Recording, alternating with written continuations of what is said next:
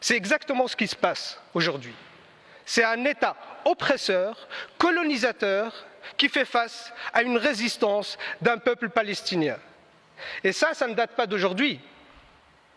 Ça fait 73 ans que ça dure.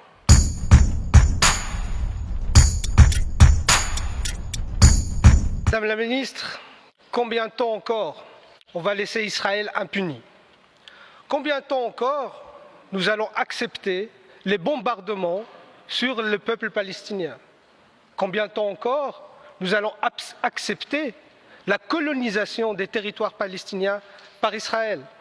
Combien de temps encore, combien de morts faudrait-il pour oser mettre en place des sanctions contre l'État d'Israël? Je vous dis ça, Madame la Ministre, parce que ces derniers jours, la politique de colonisation s'est intensifiée à Jérusalem-Est. Déjà que la présence d'Israël à Jérusalem-Est est illégale, mais en plus, elle mène une politique où il chasse les Palestiniens de leur maison. Et on les force de quitter leur chez eux. Je vous pose la question, Madame la Ministre, comment réagiriez-vous si on vous chassait de chez vous? Vous, chers collègues, quelle serait votre réaction si on débarquait avec une armée pour vous mettre dehors et vous dire « ce n'est plus chez vous ici ». Comment réagiriez-vous? Est-ce que vous resterez les bras croisés? Ou est-ce que vous allez dire « Amen » ou bien vous allez résister? C'est exactement ce qui se passe aujourd'hui. C'est un État oppresseur, colonisateur, qui fait face à une résistance d'un peuple palestinien. Et ça ne date pas d'aujourd'hui. Ça fait 73 ans que ça dure. C'est depuis la Nakba qu'il y a cette oppression et qu'il y a cette résistance, sous le silence de l'Europe et de la Belgique, comme s'il ne se passait rien. Cette lâcheté, Madame la Ministre, est inacceptable. Alors ma question, elle serait très simple.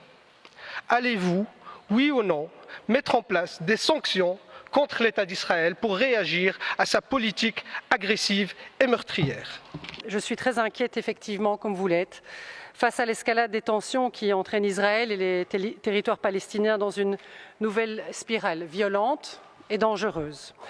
Elles compromettent l'avenir d'un processus de paix qu'il faut impérativement relancer, et la Belgique appelle d'urgence toutes les parties à désamorcer les tensions, à mettre fin à la violence et à faire preuve de la plus grande retenue. Madame la Ministre, je ne sais pas par où commencer. Quand j'entends votre réponse, déjà peut-être quelques rectifications. Quand vous parlez de spirale violente, il faut mettre les mots. C'est colonisation agressive. C'est un État qui colonise et un peuple qui résiste. Ce n'est pas une spirale, ça, c'est une agression. Mais je prends acte, en tout cas, de votre réponse, Madame la Ministre. Vous dites que la Belgique ne va pas prendre de sanctions aujourd'hui. C'est-à-dire que vous nous dites que la Vivaldi, avec le PS, Écolo, le MR, ne va pas prendre des sanctions aujourd'hui contre Israël. C'est ça que vous nous dites. C'est ça le message d'aujourd'hui, Madame la Ministre. Et il est là le problème. C'est votre deux poids, deux mesures.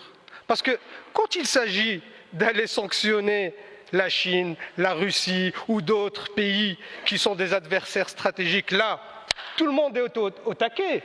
Tout le monde prend acte, mais par contre, pour sanctionner Israël, qui viole le droit international, dans des dizaines de résolutions de l'ONU qui ne sont pas respectées, là, vous n'agissez pas. Madame la Ministre, vous avancez souvent les droits humains, le droit international. Moi, ce que je vois ici, c'est une instrumentalisation des droits humains et du droit international pour des intérêts géopolitiques et géostratégiques. Et cette hypocrisie est inacceptable et honteuse.